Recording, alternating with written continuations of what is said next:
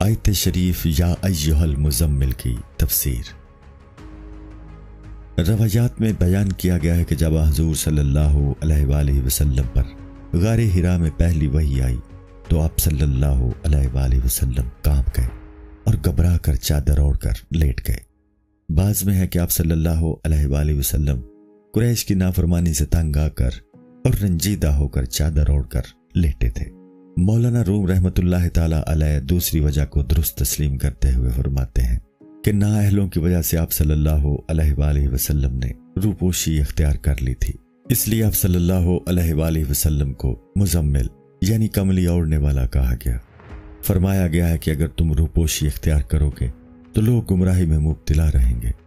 آپ صلی اللہ علیہ وآلہ وسلم رات کو نماز میں قیام کیا کریں، کیونکہ آپ صلی اللہ علیہ وآلہ وسلم ایک شمع کی مانند ہے اور شمع کا کام رات کو کھڑا رہنا ہوتا ہے۔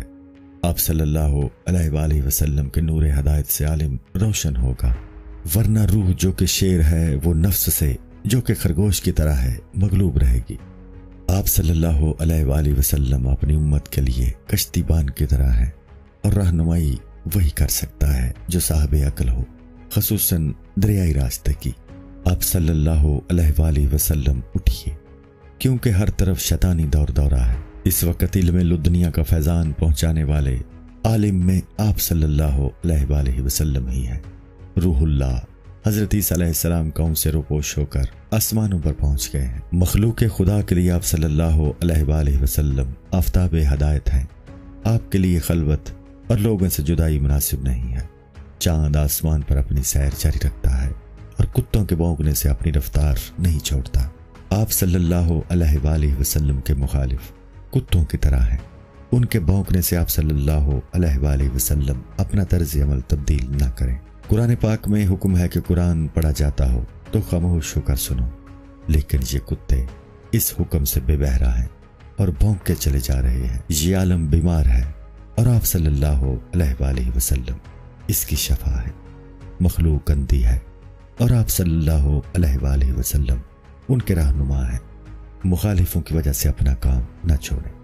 حدیث شریف میں ہے کہ جس نے اندھے کی 40 قدم تک رہنمائی کی اس کے اگلے پچھلے گناہ معاف کر دیے جائیں گے۔ آپ صلی اللہ علیہ وآلہ وسلم اس اندھی مخلوق کی قیادت کیجئے، ان کو قطار در قطار کھینچ کر لے جائیے۔ آپ صلی اللہ علیہ وآلہ وسلم نبی آخر الزماں ہیں، ان کے سوگ کو خوشی میں تبدیل کر دیجئے۔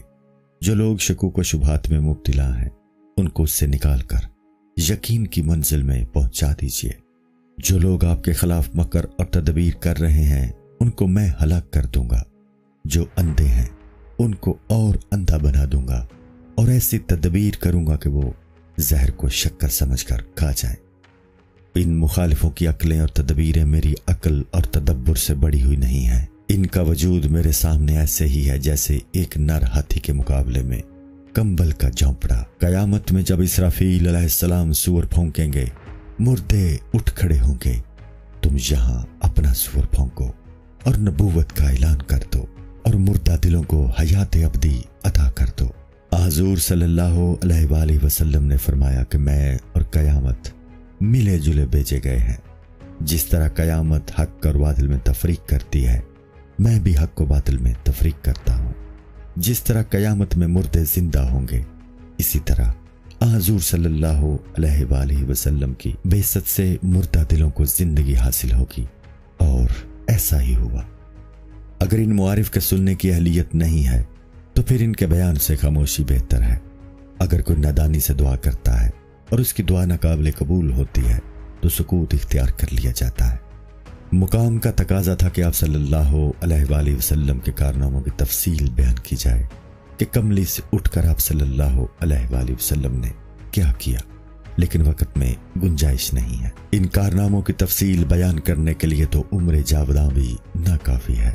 بہترین نیزہ باز سے بھی اگر یہ کہا جائے کہ وہ گڑھے میں گھس کر نیزہ بازی کرے تو وہ بھی ذلیل ہو جائے گا اور صحیح بازی نہ کر سکے گا، کیونکہ اس کام کے لیے وسیع میدان درکار ہے۔ تو معارف کا بیان تنگ وقت میں، اور وہ بھی عوام کے سامنے، اس کی بھی یہی صورت ہے۔ پہلے کہا تھا کہ احمقوں کا جواب خاموشی ہے، تو اعتراض ہوا کہ ان معارف کو بیان کرنے میں اس قدر طویل تقریریں کیوں ہو رہی ہیں؟ تو اس کا جواب یہ ہے کہ میں اللہ کی رحمت سے مجبور ہوں، کیونکہ اس کی رحمت کی موج کرم اچھی زمین اور شور زمین سب کو پہنچتی ہے۔